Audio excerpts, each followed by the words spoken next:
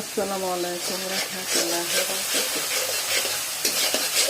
এই যে আমি আসলে এরকমভাবে ডিমের ভুনা করতে আমার পছন্দ আর কি।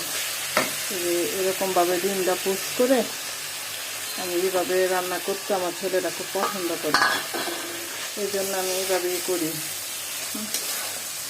প্রায় সময়। দেখেন এই যে আসলে আমরা মানুষ কম তো, এই জন্য অল্প অল্পই রান্নাবান্না করা হয়। বেশি রান্না করলে বাসি হয়, বাসি খাবার খেলে তো গ্যাসের প্রবলেম হয়। এই জন্য এরকমভাবেই করা হচ্ছে। ডিমটা সিদ্ধ হওয়ার জন্য এই অল্প একটু পানি দিয়ে দিলাম,